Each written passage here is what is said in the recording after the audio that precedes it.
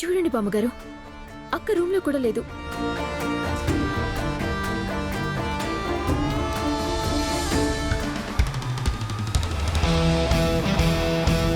గాయత్రి,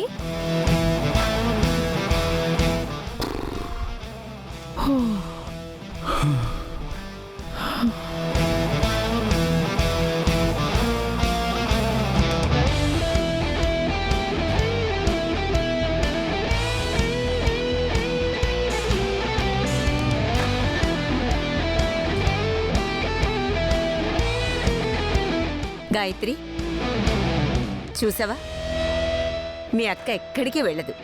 అంత కంగారు పడిపోయావు. ఇప్పుడే వాష్రూంలో స్నానం చేసి బయటకు వచ్చినట్టుంది. రామ్మా. అవును బామ్మగారు, ఇవాళ శుక్రవారం కదా, అందుకే తలంట స్నానం చేసొచ్చాను.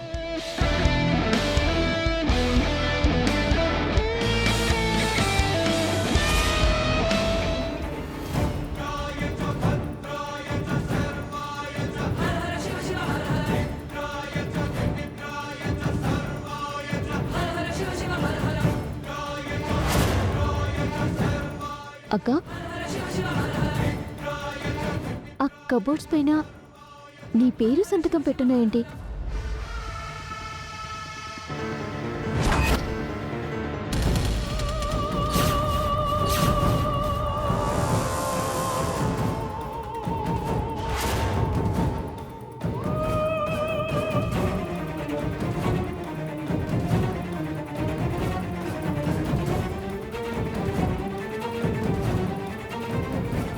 అసలు కబోర్డ్స్ మొత్తం అలా రాసావేంటక్క? ఏంటమ్మా త్రిపుర ఇది? నీ పేరుని సంతకాన్ని ఇలా కబ్బోర్డుల నిండా రాసేసుకున్నావు. ఏమైందమ్మా నీకు?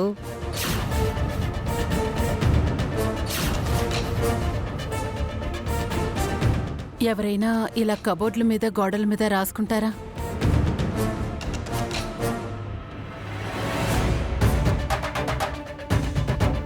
వదినా, మీ పేరు మీ సంతకం ఇలా కబోర్డుల నిండా రాసుకోవాల్సిన అవసరం ఏమొచ్చింది?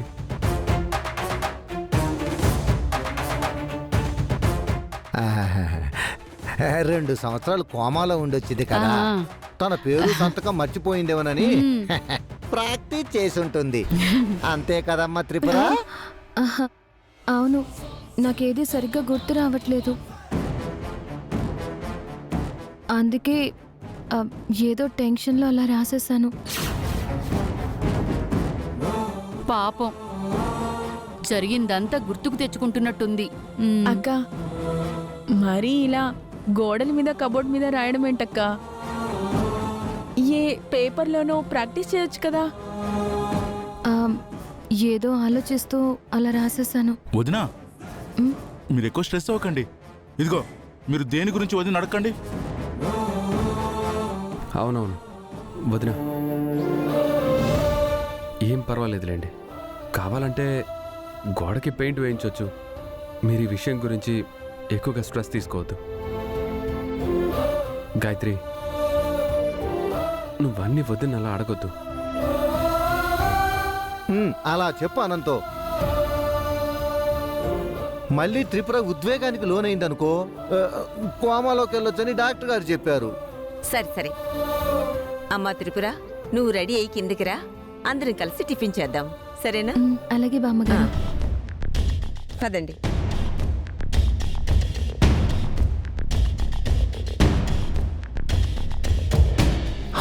అమ్మయ్యా. ఏయ్, నీకు అసలు బుద్ధి జ్ఞానం ఏమైనా ఉందా? ఏయ్, నాతో ఇలా వేలు చూపించి బుద్ధి జ్ఞానం ఉందా అని అడిగిన వాళ్ళని వేళ్ళు విరిచేసి మూడు పగలు కొట్టేది. ఆగు. చూడు సత్య, నిన్ను సంతకం ప్రాక్టీస్ చేయమంటే ఇలా కబోర్డ్ల మీద గోడల మీద రాస్తావా? మీరేగా ప్రాక్టీస్ చేయమన్నారు, అందుకే బుక్ నిండా ప్రాక్టీస్ చేశాను. తర్వాత ఇలా కబోర్డుల మీద ప్రాక్టీస్ చేశా. అమ్మా సత్య, నువ్వు ప్రాక్టీస్ చేయడానికి బుక్కు లేకపోతే బండెడు పుస్తకాలు తీసుకొచ్చి నీ ముందేస్తాం.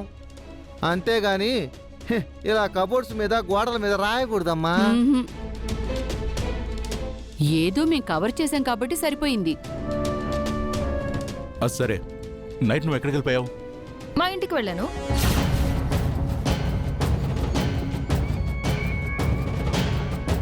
మీ ఇంటికా? మీ ఇంటికి ఎలా వెళ్తావు? నువ్వు ఇంటికి వెళ్తే ఇక్కడ మా పరిస్థితి ఏంటి? హలో, నాకు ఒక కొంప ఉంది, నాకు ఒక కుటుంబం ఉంది. వాళ్ళు నా కోసం ఎదురు చూస్తూ ఉంటారు. అంటే నువ్వు చెప్పా పెట్టకుండా వెళ్ళేటప్పటికి చూడు మేము ఎంత టెన్షన్ పడ్డామో తెలుసా నీకు? సత్య, ఇంకోసారి చెప్పా పెట్టకుండా నీ ఇష్టం వచ్చినట్టు వెళ్ళొద్దు. నన్ను అలా వెళ్ళడం వల్ల మేము జస్ట్ మిస్ అయ్యాం, అందరం దొరికిపోయేవాళ్ళం. చాలా కష్టపడి కవర్ చేశాం కాబట్టి సరిపోయింది. ఈ ప్లాన్ బయటపడితే మేమిరుక్కుపోవడమే కాదు, నువ్వు జైలుకి వెళ్తావు. మీ అక్క పెళ్లి కూడా జరగదు, అది గుర్తుంచుకో. ఇంకెప్పుడు ఇలాంటి పిచ్చి పనులు చేయకు. ఏమైనా ఉంటే ఫస్ట్ ఇన్ఫార్మ్ చేయి. సరే, అలాగే.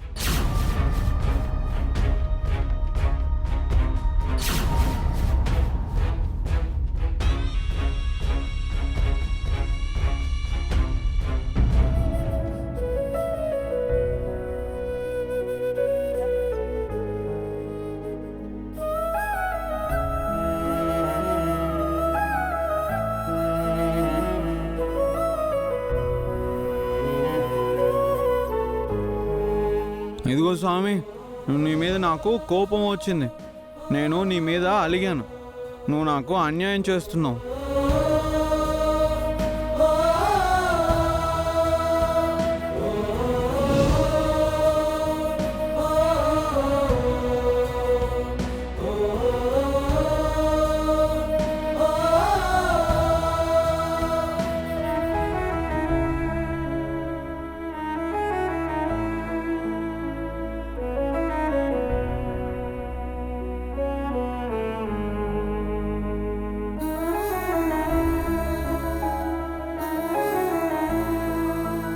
కృష్ణ,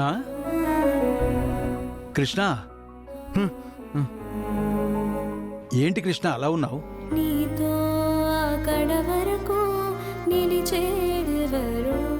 ఏం లేదు పంతులు గారు, ఆ దేవుడు నాకు అన్యాయం చేస్తున్నాడు. నాకు ఇష్టమైన వాళ్ళని ఇబ్బంది పెడుతున్నాడు. అదేం లేదు కృష్ణ, భగవంతుడు ఎవ్వరికీ అన్యాయం చెయ్యడు. భగవంతుడిని నమ్ముకుంటే ఎవ్వరికి ఏ కష్టం వచ్చినా తీరుస్తాడు. అవునా? అయితే నేను దేవుణ్ణి కోరుకుంటాను, నాకు ఇష్టమైన మనిషికి ఏం కాకూడదని. పూజ ఏమైనా ఉంటే చెప్పండి పంతులు గారు, ఏ పూజ అయినా చేస్తా. అలాగే బాబు. సాయంత్రం అమృత ఘడియల్లో అఖండ జ్యోతిని వెలిగించి తల మీద పెట్టుకొని మోకాళ్ల మీద మెట్లెక్కి భగవంతుడికి అభిషేకం జరిపిస్తే నువ్వు కోరుకున్నట్టే నీకిష్టమైన వాళ్ళకి మంచి జరుగుతుంది. శివుడాజ్ఞ లేనిదే చీమైనా కుట్టదు అంటారు. ఆ భగవంతుడు అనుగ్రహం ఉంటే ఎంత పెద్ద కష్టమైనా దాటొచ్చు. అలాగే పంతులు గారు, అయితే ఇవాళ సాయంత్రమే మీరు చెప్పిన పూజ చేస్తాను. పూజకి ఏమేం కావాలో చెప్పండి. విఘ్నాలు తొలగించే విఘ్నేశ్వరా